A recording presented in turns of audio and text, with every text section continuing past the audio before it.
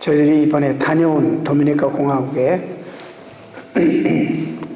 최 선교사님을 통해서 일어난 그런 놀라운 역사를 비디오로 담아서 그 나라에서 제작했습니다. 제가 1999년부터 그 선교지를 이제 방문하게 되었는데, 요즘 가는 분들에게 옛날 얘기하면 믿어지지가 않는다고 그렇습니다. 선교사님에게 처음에 도미니카를 선교지로 가라고 할 때 도미니카가 카자가 들어가서 아프리카에 있는 줄 알았대요. 어디에 있는지도 모르고 선교지에 파송을 받아서 갔는데, 그 자리를 떠날 수 없는 것이 지긋지긋하게 가난한데, 이렇게 처절하게 가난한 그런 한평생을 사는 것도 너무 불행한데, 예수라도 믿어서 천국 가고 복을 받아야 되는데 이렇게 가난하게 살고 이 땅에서도 평생 지긋지긋하게 고생하며 가난 속에 살다가 지옥 가면 어떨까, 너무너무 불쌍해서 그 지역에 남아서 복음을 전한 지 이제 27년째입니다. 제가 도미니카를 여러 번 다녀오면서 느끼는 것이, 물론 아무리 자원이 많고 사람들이 노력을 해도 인간이 자연과는 절대로 싸울 수 없다는 것을 그곳에 가면서 깨닫습니다. 아무리 돈을 벌어와서 세우면 뭐합니까? 태풍이, 허리케인이 1년에 20회 이상. 여러분, 그 도미니카 반도 저 아래쪽에서 사실 그 카브리에 태풍이 거기 진원지입니다. 거기서 일어나서 그게 도미니카를 훑고 지나와서 플로리다를 거쳐서 북상하는 그런 경로를 여러분 잘 아실 것입니다. 플로리다도 자주 태풍을 맞아서 큰 피해들을 입고, 카탈리나 또 플로리다 이 지역에 태풍이 많은 것을 여러분 아실 것입니다. 어느 날 참 기도하는 가운데 하나님께서 우리 선교사님에게 큰 비전 하나를 주셨습니다. 하나님의 말씀 레마로 꽂혀버렸습니다. 그게 뭐냐면, 네가 이 땅에서 복이 돼야 될 텐데, 이 저주받은 이 땅을 고치고 회복해야 될 텐데 하나님 앞에 기도해라. 이 말씀이 마음속에 깊이 새겨서 기도하는 가운데, 너무 본인이 선교사라서 외롭잖아요. 자기가 있음으로 이 나라가 복이 돼야 되는데, 하나님 주신 그런 또 하나의 비전이 엘리야 시대의 모든 백성들이 다 바알과 아세라에 입을 맞추고 무릎 꿇고, 그럴 때 하나님이 그 나라를 위해서 7,000명이나 되는 엘리야와 같은 아직 바알과 아세라에 무릎 꿇지 않는, 입 맞추지 않는 7,000명의 사람들을 남겨두셨다는 말씀을 또 주십니다. 그래서 하나님이 기도운동을 일으키래.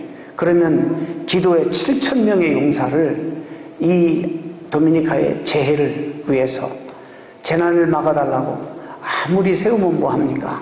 태풍이 지나가면 다 무너뜨리고 다 폐허로 만들고 이러는데, 그래서 기도했습니다. 다니엘서에 보면은 이방 땅에 포로로 끌려가서 하루에 3번씩 시간을 정하고 기도하는 기도를 또 아이디어를 얻어서 핸드폰에다가 알람을 정치하고, 이제 하루에 3번씩 어디에 있든지 알람이 울리면 그 자리에서 주변에 있는 사람들과 함께 기도했습니다. 1909년에 저희 교회에 와서 이 비전을 나누고 도미니카를 위해서 기도해달라. 오늘 7분이 소개가 되었는데, 최 선교사님을 통해서 하나님 주신 이 말씀을 가깝게 정말 이분들과 눈물로 호소해서 7명과 함께 나누고, 이 7명이 각자 7명씩을 다음 기도 모임 때 데려오도록 이 비전을 나누고, 그래서 이제는 온 민족이 재해를 막아달라고 하나님 앞에 기도하는 민족 기도의 날이 생기게 되고, 그래서 1년에 평균 20차례 지나가는 태풍이 여러분 놀랍게도 피해가고 멈추고 약화되고, 그래서 지난 6, 7년 동안 태풍으로 말미암아 피해가 없으니 이 나라가 이제 피해가 없으니까 복구할 돈이 필요 없잖아요. 그래서 돈이 모아지고 이제 최근에는 갈 때마다 나라가 급성장하고 부흥하는 이런 모습을 목격하게 됩니다. 한 사람이 하나님께 받은 비전으로, 그것도 외국인이 이 땅에 가서 이 땅을 복되게 하는 이런 놀라운 현장에 저희 일곱이 지난 주간에 다녀왔습니다. 제가 왜 이런 말씀을 이렇게 서두에 드리냐면, 어떤 신학자는 이렇게 말해요. 이것이 물론 위험한 말이긴 합니다만은 내가 받아들이든지 아니든지, 내 개인적으로 하나님의 말씀으로 임하든지 안 임하든지 상관없이 이것은 하나님의 말씀입니다. 그렇습니다. 그런데 이분이 어떤 얘기를 했냐면, 그러나 이 말씀이 나에게 하나님의 말씀으로 꽂히는 그 순간만이 하나님의 말씀이다. 이 말씀이 나에게 레마로 능력으로 임하는 그 순간만이 하나님의 말씀이다. 여러분, 소설책 읽듯이, 어느 이야기책 읽듯이 그냥 졸리니까 잠이 안 오니까 수면제 삼아 읽듯이 이렇게 읽어버리면 이 사람에 의하면 그건 하나님의 말씀이 아니라는 것이죠. 선교사님에게 레마로 하나님 말씀이 임합니다. 오늘 많은 사람들, 성경의 인물들에게 하나님의 말씀으로 임합니다. 또 오늘날 주변에 많은 사람들에게 하나님 말씀이 우리 개인적으로 레마로 임합니다. 성경이 이렇게 얘기합니다. 하나님의 말씀은 살았고 운동력이 있어 좌우에 어떤 날성 검보다도 예리하여 심령과 골수를, 혼과 영과 관절과 골수를 찔러 쪼개기까지 하며 또 마음의 생각과 뜻을 감찰하는 살아 운동력이 있다는 말씀입니다. 이것이 우리에게 말씀으로, 하나님 말씀으로 임하면 열매 없이, 아무런 소득 없이 임하지 않는다는 거예요. 하나님 말씀을 우리 가운데 임하게 되면 꼭 열매를 맺고야 만다는 것입니다. 그래서 오늘은 우리가 성경을 읽으면서 한마디 말씀이라도 하나님의 말씀이, 말씀 그 능력으로 나에게 레마로 임하도록 우리가 사모하면서 말씀을 읽어야 되겠다라는 다짐과 각오를 우리 해야 될 것입니다. 사도 바울에게 이 말씀이 동일하게 레마로 임했습니다. 밤중에 주님이 찾아왔습니다. 두려워하는 바울에게 두려워하지 말라.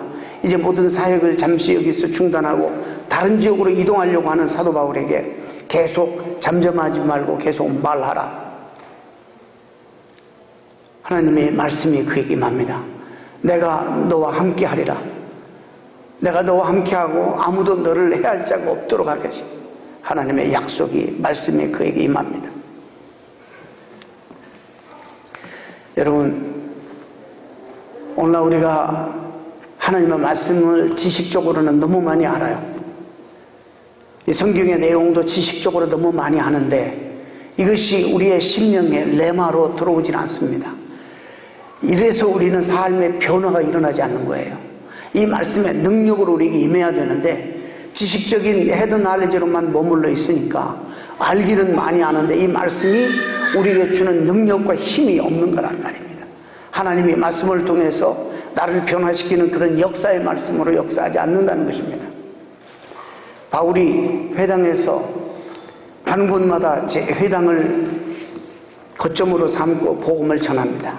고린도에 들어가서 회당에서 복음을 유대인들에게 전하는데 유대인들이 이 복음을 받을 리가 있습니까? 유대인들이 결국에 바울과 그 일행을 배척합니다. 배척하더니 결국에는 이제 집단적으로 뭉쳐서 조직적으로 이를 괴롭히더니 회당에서 쫓아내버립니다. 그래서 바울은 복음을 전하다가 유대인 회당에서 쫓겨남을 받습니다. 쫓겨났는데 참 다행스러운 것은 이미 이 복음을 받아들인 헬라파, 정말 이방인인데요, 개종자가 생기게 됩니다. 여러분, 그 개종자가 누군지 여러분 잘 아시죠? 디도 유스도. 참으로 우연찮게도 이 디도 유스도는 이 쫓겨난 회당의 바로 옆집에 붙어있는 집에 살았습니다. 그래서 디도 유스도는 하나님의 은혜에 너무 감사하고 감격해서 자기 집을 열어서 모임을 갖게 하고 복음의 거점으로 삼고 고린도 교회 최초의 가정교회로 자기 집을 엽니다. 참 이게 기가 막힐 일 아닙니까? 실컷 유대인들이 합동해가지고 조직적으로 배척하고 이를 내쫓았는데 회당에 바로 붙어 있는지 그 옆집에 유스도라는 사람이 살았는데 그 집에서 다시 사도 바울은 활동을 재개하고 복음을 계속 전하게 되는 것입니다. 지나다니는 사람들이 자유롭게 들락거리면서 복음을 듣고 그 가운데 이 고린도에는 고린도 유대인들이 많이 있었기 때문에 회당이 하나만 있는 것이 아니었던 것 같아요. 그리스도라는 그런 회당장이 또 지나다니다 말씀을 듣고 거기에 복음을 받아들이고 변화를 받고 온 가정이 함께 나와 주님을 영접하고 세례받는 역사가 일어나고 이방인 헬라인 가운데서 수없이 많은 개종자들이 매일매일 일어나기 시작합니다. 유대인들과 이 회당장을 비롯해서 유대인들은 견딜 수 없어요. 정말로 극렬히 반대해서 이들을 배척하고 내몰았는데 바로 그 옆에서 그런 복음의 역사가 일어나고 그런 활동들을 계속하고 있으니까 유대인들이 그걸 정말 봐줄 리가 있겠어요? 아마 틀림없이 이제 바울 일행이 돌아다니면 돌멩이를 던지지 않나, 아주 나쁜 욕설을 하지 않나, 정말 인격적으로 모독적인 그런 욕을 쏟아붓질 않나, 별 방법을 다 동원해서 조직적으로 바울을 괴롭혔습니다. 그도 인간인지라 지칠 대로 지쳐서 회당장도 회개했고 많은 헬라파 개종자도 생기고 이 정도 교회도 세워졌고 이 정도면 다른 지역에 가도 되겠다 생각을 했을 것입니다. 그럴 때 하나님이 나타나십니다. 그래서 그에게 레마로 하나님 말씀을 임합니다. 두려워하지 말라. 그리고 더 이상 잠잠하지 말고 계속 말하라. 계속 복음을 전하라.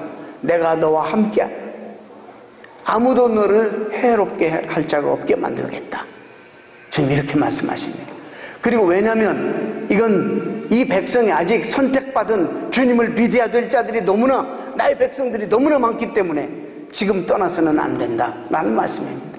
그래서 거기에서 1년 6개월 동안 더 머물면서 하나님의 선택하신 하나님 백성들에게 복음을 전하는 사도 바울과 그 일행이 됩니다. 여러분 오늘 이 본문 우리가 함께 읽은 사건은 고린도에 체류하는 기간 동안에 바울과 그 일행이 받았던 가장 큰 핍박과 어려움 가운데 하나입니다. 그들은 일제히 일어나서 정말 바울을 마치 폭도들이 일어나서 집단으로 폭행하듯이 일제히 일어나서 바울을 사로잡아서 그 가운데 대표자인 바울만 어떻게 린치를 가하고 바울만 감옥 속에 가두는 죽이면 이런 복음운동이 사라질 줄 알고 바울을 붙잡아서 이제 막 그 지역에 총독이 된 갈리오 아프 법정으로 세우는 장면입니다. 오늘 그 장면이 본문에 소개되고 있습니다. 여러분 당시 유대인들은 로마가 허용한 종교에 한해서만 포교 활동이 가능했던 당시 상황을 정치적으로 이용해서 바울이 지금 전하고 있는 그리스도교 로마에 허용되지 않는 불법적인 사이비 종교라 이렇게 선전하면서 그를 방해할 뿐만 아니라 정말 육체적으로 물리적으로 그를 사로잡아서 그냥 법정에 세우게 됩니다. 여러분 종교적인 문제를 정치적인 문제로 몰고 가면 아주 종교가 잔인해집니다. 이 세상에 가장 정말 잔인한 전쟁이 종교전쟁이에요. 여러분 그래서 종교개혁 이후에 교회와 이 정치는 정말 어떻게든지 분리해서 타협하지 않으려고 이렇게 애를 써왔습니다. 지금 언제든지 종교가 정치하고 결탁해버리면 타락하게 되어 있습니다. 여러분 죄 없으신 주님을 이스라엘 백성들 유대인들이 어떻게 죽였어요? 죄가 없으신 주님을 어떻게 죽여요? 죽일 길이 없는 거예요. 어떻게 죽였죠? 정치범으로 몰았습니다. 정치범으로. 자칭 유대인의 왕이라. 이러니 로마 행정부에 로마 제국에 유해를 가할 그런 유대의 왕으로 자칭 그렇게 나섰다. 정치적으로 정치범으로 몰아가지고 결국에 죽였습니다. 여러분 빌라도가 아무리 봐도 예수님에게 죄목을 찾을 수가 없어요. 그래서 풀어주려고 했습니다. 그런데요 참 놀라운 것은 종교적으로 유대 많은 분파 가운데 도저히 함께 할 수 없는 이 물과 기름처럼 도저히 섞일 수 없는 사두개파, 바리새파, 헤롯 당원, 이 사내들인 도저히 아주 영적이고 사람들과 세속적인 사람들과 구별되게 살아가는 이 바리새파, 지극히 세속적인 사두개파, 공회 사내들인 국회의원들, 헤롯 당원들, 여러분 이들이 예수를 죽이는 일에 있어서는 정치적으로 하나가 되어버려요. 이게 무서운 겁니다, 여러분. 그래서 예수님을 잡아 죽이는 거예요. 헤롯이 누굽니까? 빌라도가 도무지 죄를 찾을 수 없어서 이런 손을 씻어버리면서 나는 이 사람의 죄와 무관하다 하고 손을 떼잖아요. 그러면서 비겁하게 내어줍니다. 그래서 죽이는 겁니다. 예수님도 흠없고 티 없으신 주님도 그렇게 정치에 걸어서 잡아 죽이는 것을 그들이 자행했습니다. 그들은 얼마 전 예수 고소 사건, 그리고 그분을 십자가의 사건을 너무나 똑똑하게 기억하고 있는 유대인들입니다. 바로 그들이 죽인 예수 그리스도가, 예수가 그리스도라고 증거하는 이 바울을 그냥 놔둘 수가 없는 것입니다. 그래서 동일한 방법으로 이 바울을 지금 정치범으로 몰아가고 있는 것입니다. 이래서 정말 죽이든지 아니면 이 사역을 평생 영원토록 하지 못하도록 만들려는 그런 음모와 계략을 꾸미고 이 사도 바울을 지금 정치범으로 몰아서 갈리오 앞에 세우는 것입니다.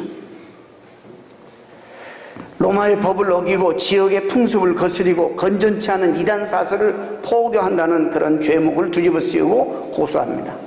여러분, 죄목이 뭔지 아세요? 오늘 본문에는 그렇게 번역이 안 되어 있습니다만은 로마법을 어기고 하나님을 공경하라고 선동하는 자라, 이런 제목이에요.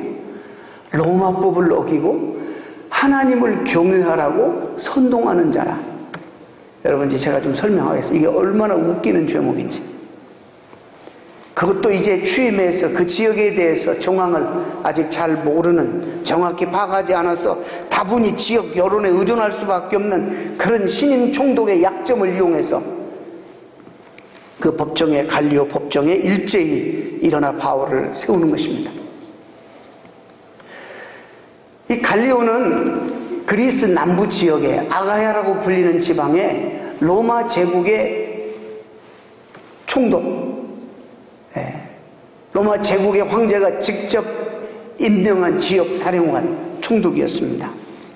이 사람은 정말 승승장구할 가능성이 너무나 많은 사람이에요.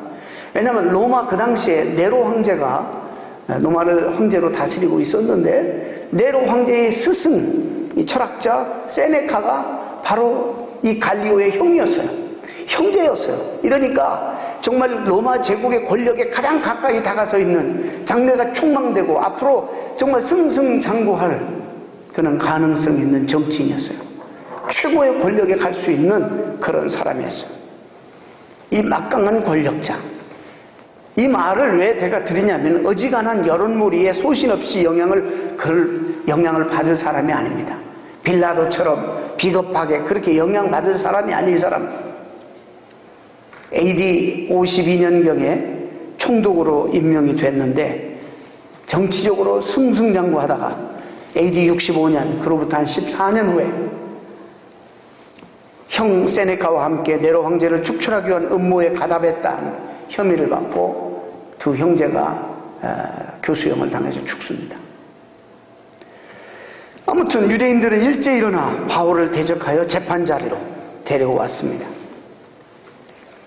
여러분, 이 오늘 본문의 입각에서 정확하게 해석한다면 이렇게 말하는 겁니다.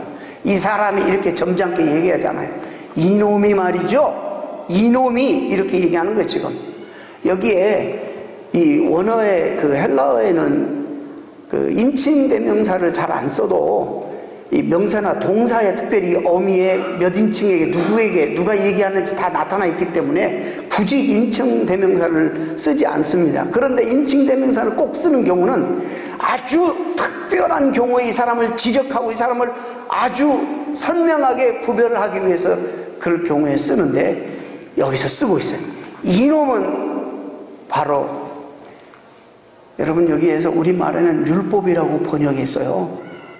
이 번역이 사실 잘못된 번역이에요. 요즘 새 번역 성경에는 로마법이라고 번역했어요.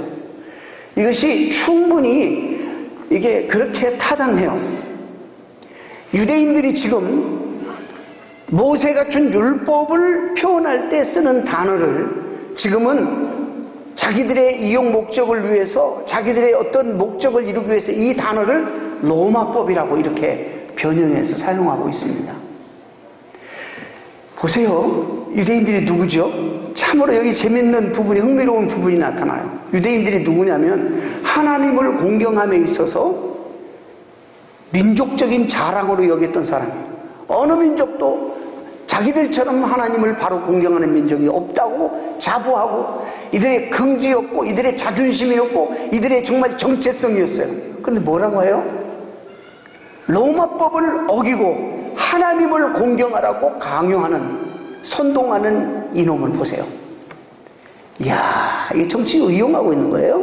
정치적으로.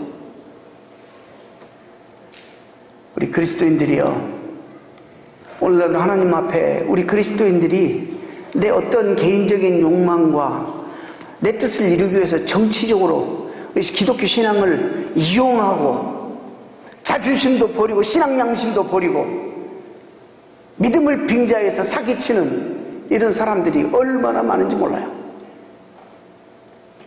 우리가 여기서 보잖아요. 2000년 전에도 그런 일이 있었어요. 오늘날도 얼마나 그리스도인들 가운데 자존심 버려요. 신앙 양심도 없어요. 자기 이익만 채우면 돼요. 자기만 승진하면 되고 자기만 돈벌이 하면 되는 거예요. 이래서 세상 사람들 앞에 얼마나 하나님의 영광을 가리우는 이런 짓들을 하는지 여러분 아시잖아요. 여러분은 아닐지라도 우리 주변에 그런 사람들 얼마나 많아요. 여러분들 가운데 그런다면 유감이지만 뭐 그러는 거예요. 이들이 하나님을 경외하는 데 있어서는 자부심을 가졌어요. 이것밖에, 이들은 이것이 없으면 시체예요, 유대인은.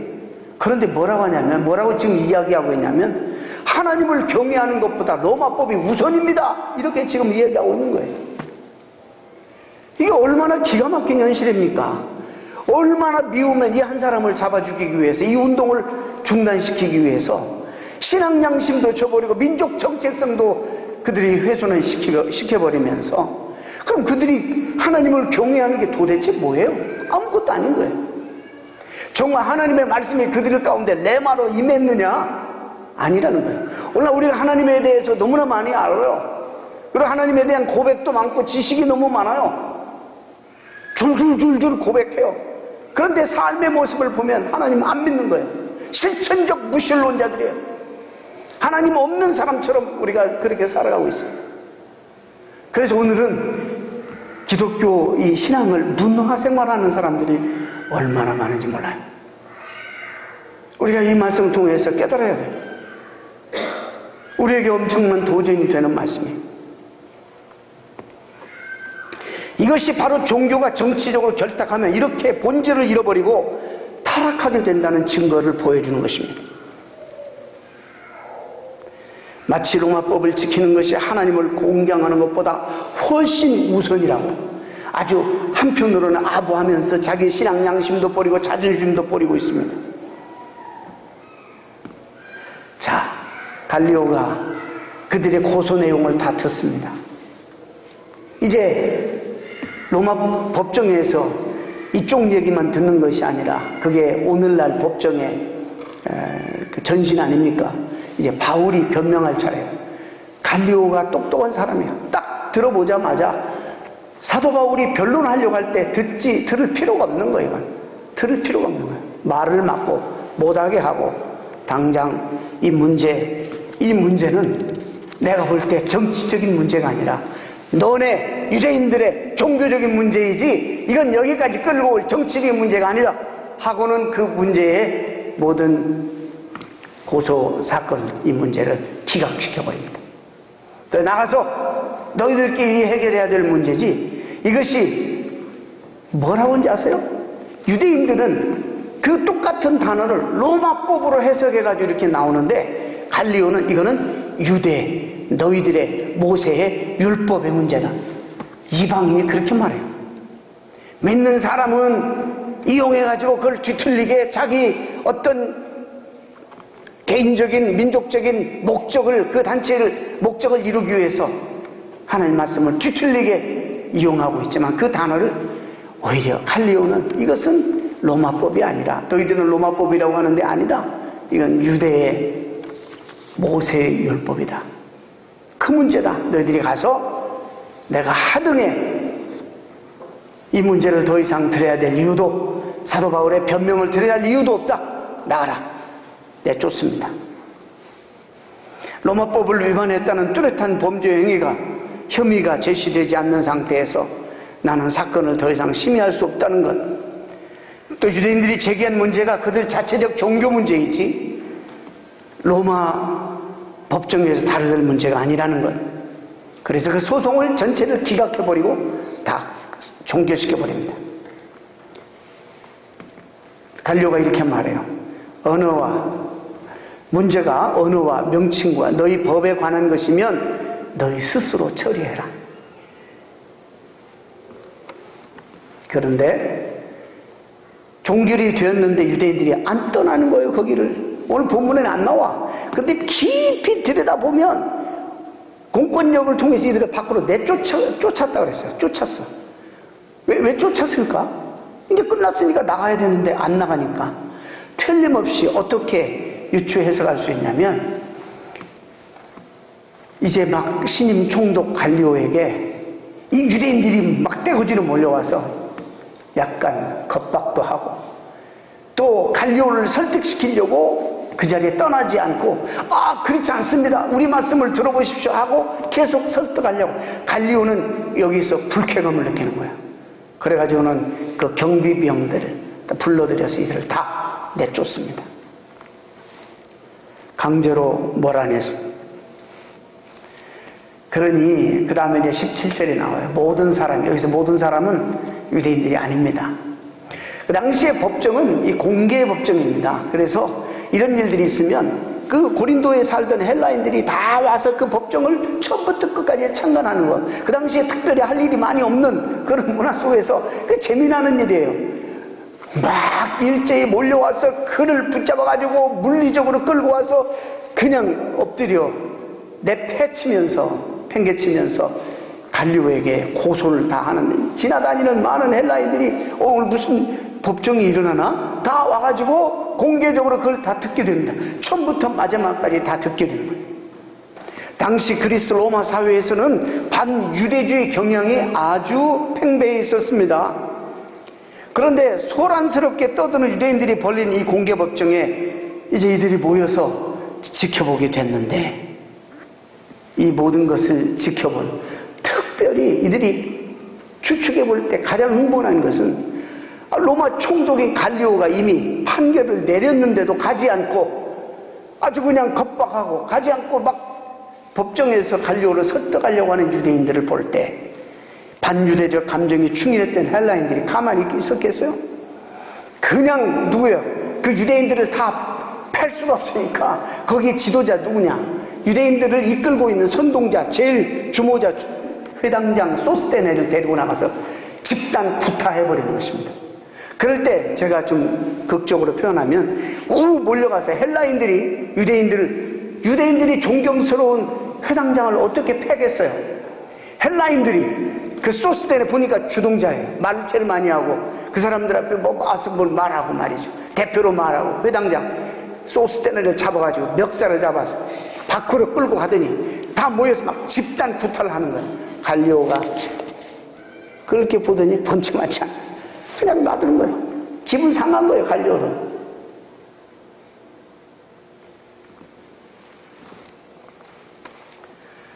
저는 이 말씀을 읽으면서 바로 10절에서 하나님 말씀하신 그 말씀이 바로 이루어지고 있는 것입니다.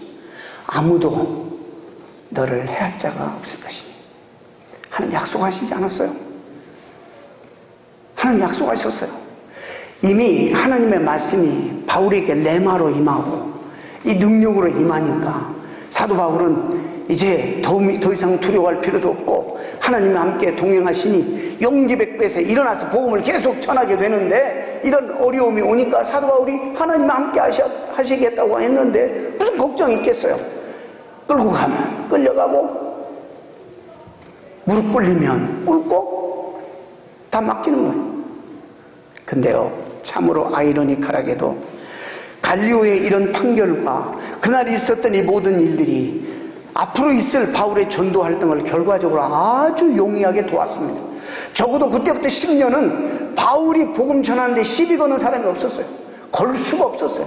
핍박을 해도 이렇게 조직적으로 이렇게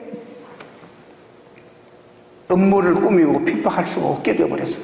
이미 로마 총독이 판결을 내려버렸어요. 이 문제는 로마 법정에 세울 문제도 아니고 이 문제는 너희들끼리의 문제다 라고 했고, 그 다음에 헬라인들이 그들이 존경하는 소스테네 회당장을 데리고 나가서 집단 부타하는 이 일이 오히려 천하유복이 되어서 10년간은 그리스도의 복음을 전하는 전도자들에게 그들에게는 용기와 힘을 실어줄 그런 결과를 낳았을 뿐만 아니라 그들을 이제는 더 이상 옛날처럼 함부로 대하지 못하는 그런 결과를 초래하게 되었다는 것입니다. 두려워하지 말라, 잠잠하지 말라, 그리고 계속 말하라. 내가 너와 함께 있음에 아무 사람도 너를 대적하여 해롭게 할 자가 없을 것이다. 자, 저는 오늘 본문을 통해서 얻게 되는 한 3가지만을 여러분들에게 좀 나누면서 말씀을 마치려고 합니다. 첫째는 하나님의 약속은 틀림없이 이루어진다는 것입니다. 이 말씀이 나에게 내 말로 임했으면, 그냥 내 생각이 아니라 하나님의 말씀이 나에게 정말 말씀으로 임했다면, 이러기 때문에 우리가 말씀을 읽을 때 소설책 읽듯이 그냥 읽지 말고 이 말씀 속에서 하나님 말씀을 내가 정말 받으려고 애쓰고 사모하는 마음으로 말씀을 대해야 되는 것입니다.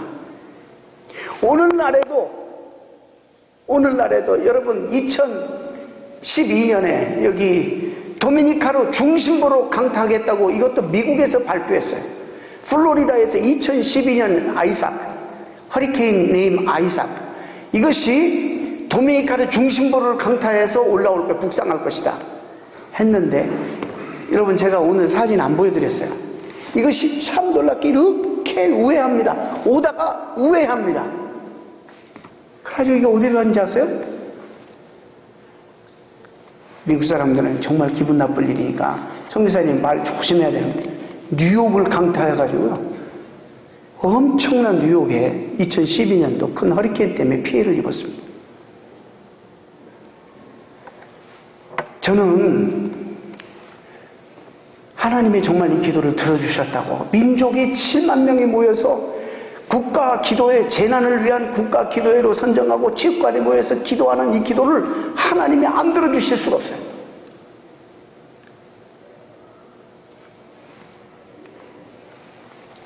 오늘날에도 하나님은 그런 역사를 우리 가운데 행하십니다. 물론 저는 하나님이 아니기 때문에 그 땅에 내년에 뭐 또 허리케인이 오고 뭐 그렇게 와도 지금까지 해마다 세워놓으면 쓰러뜨리고 아무리 메이저리그의 야구 선수들이 수백만 불, 수천만 달러를 벌어서 나라로 가지고 가고 아무리 돈을 모아놔도 그냥 제 앞에서는 어떻게 못해요. 다 부서뜨리고 망가뜨리고 복구가 안 될 정도로 그렇게 힘들게. 그리 뭐 어떻게 일어나겠어요, 나라가.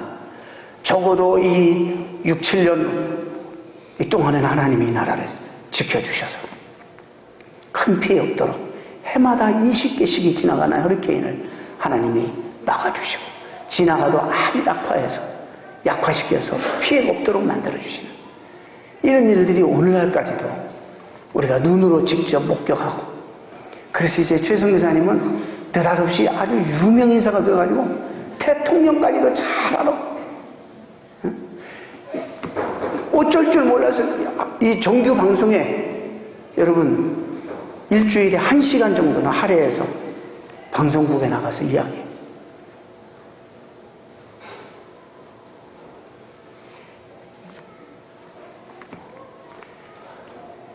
하나님이 그렇게 하신 것입니다. 이사야도 이런 말씀을 하세요. 여호와의 말씀에 내 생각은 너희 생각과 다르며 내 길은 너희 길과 달라서 하늘이 땅보다 높음같이 내 길은 너희 길보다 높으며 내 생각은 너희 생각보다 높으니라. 비와 눈이 하늘에서 내려서는 다시 그리로 가지 않고 토지를 적시며 싹이 나게 하며 열매를 맺게 하여 파종하는 자에게 종자를 주며 먹는 자에게 양식을 줌과 같이 내 입에서 나가는 내 말도 헛되이 내게로 돌아오지 아니하고 나의 뜻을 이루며 나의 명하여 보낸 일을 형통하리라. 하나님 말씀은 오늘도 우리에게 이루어집니다. 하나님의 약속의 말씀 여러분 받으시기 바랍니다. 나를 향한 하나님의 약속을 여러분 받으셔야 돼요.